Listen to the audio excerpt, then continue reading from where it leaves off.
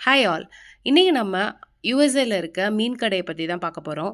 இங்க பார்த்தீங்கன்னா, இந்த மாதிரி நெறைய வெரைட்டீஸான மீன்கள் இருக்கும். இந்த மாரி ஐஸ்ல போட்டு வச்சிருப்பாங்க. உயிர் மீன்களும் இருக்கும்.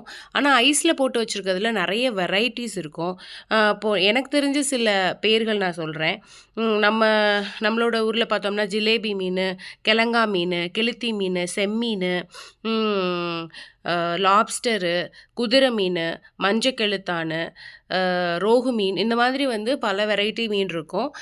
இங்கே வந்து மீன் வந்து எல்பி கணக்குல தான் போடுவாங்க. நம்ம ஊர்ல கேஜி கணக்குல நம்ம வாங்குவோம்.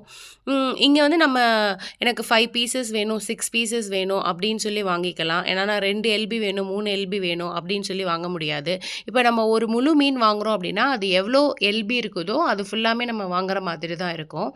ரொம்ப பெரிய மீனா இருந்துச்சுன்னா மட்டும் அதில பீசஸ் கணக்குல நம்ம வாங்கிக்கலாம்.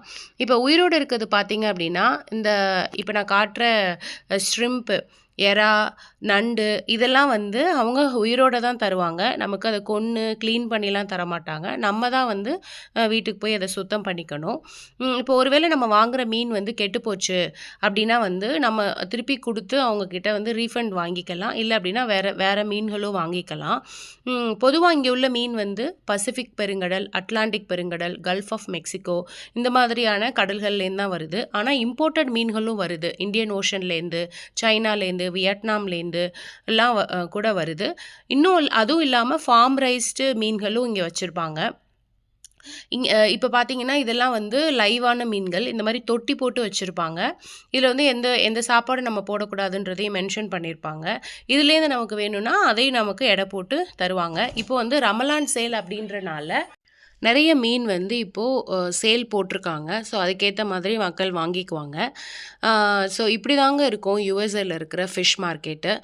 ஃப்ரெஷ்னஸ் அப்படின்னு பார்த்தீங்க அப்படின்னா, நம்ம ஊர்ல இருக்கிற மீன்ல இருக்க மாதிரி நல்லா கட் பண்ணோன்னே ரத்தம் வர்றது அப்படிலாம் இருக்காது. ஏன்னா, இங்க எல்லாம் ஐஸ் போட்டு வச்சிருக்கனால எல்லாமே ஃப்ரோஸ் ஆயி தான் இருக்கும். ஆனா நம்ம ஒரு நல்ல ஆப்ஷன் என்ன அப்படின்னா, கெட்டு போயிருச்சு அப்படின்னா ரிட்டர்ன் பண்ணிக்குவாங்க.